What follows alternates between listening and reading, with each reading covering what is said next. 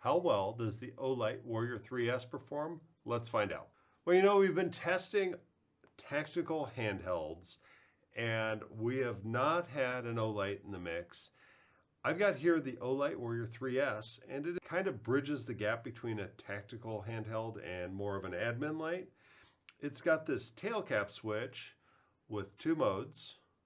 It's actually pretty slick. You go ahead and you press through, light tap gets you the low mode, and pressing all the way through gets you that high mode, or a strong quick press gets you high mode constant. It's pretty handy. And then if I want to do administrative tasks, this front switch can go ahead and get me a variety of brightnesses. This is Shan with Werkz, and we build precision fit holsters for pistols with lights, and that allows us to provide unbiased light data to you to help you make a better decision. So I thought I'd grab the olive drab version. I also thought for fun I would get the solid copper version. This one's already starting to show a little bit of patina from my hands. So these two lights are rated at 2300 lumens and 23,000 candela. So I went ahead and threw these lights, both of them, into our integrating sphere for about 10 minutes. And here's the data on this.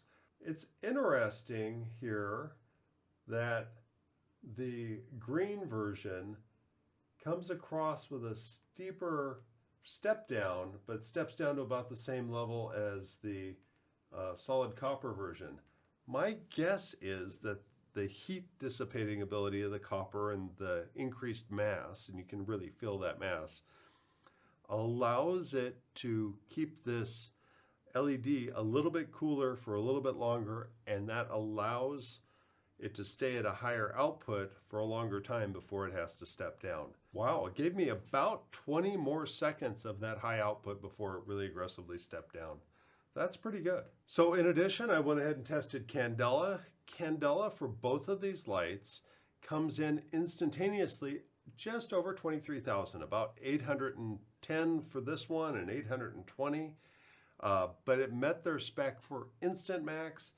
Now, if I use ANSI Plato's requirement of running it for 30 seconds first, it gets me almost 23,000, gets me 22,520 for the olive drab and 22,620 for the copper. Pretty respectable. You could say it meets the specifications, or you could say it doesn't. To be honest, it's really close. I would say it meets their specs. Another interesting thing is both of these lights performed so equally, it really gives me confidence in Olight's ability to meet their specifications and to maintain tight tolerances. I've seen other lights that fall within a wide range of tolerances.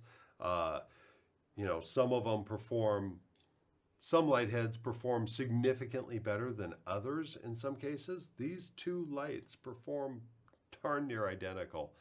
That's pretty surprising. So these lights both have a proximity sensor.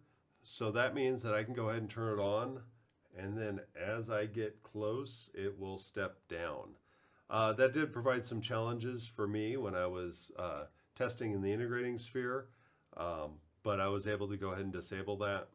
You can see it actually steps down pretty quickly. Wow. So that's an interesting feature. So if you're doing some work up close and you don't need the light to be as bright, that proximity sensor will help. The other thing is that with this switch, you can also just put a light touch on there, and that gets you a low output, and then all the way in gets you that high output. Let's see if it steps down with my finger on it. Yep, it steps down even in the momentary mode.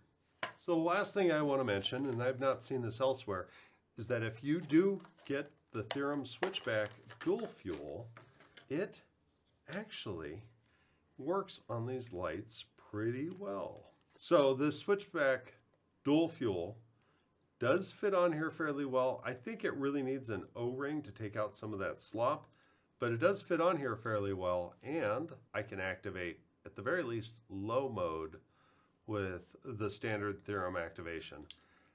That's kind of handy. And for the price of the switchback plus sourcing an O-ring to help, like I say, take out some of that slop, you do have a pretty inexpensive, well-functioning light that does give you that tactical capability and that Theorem switchback dual fuel capability.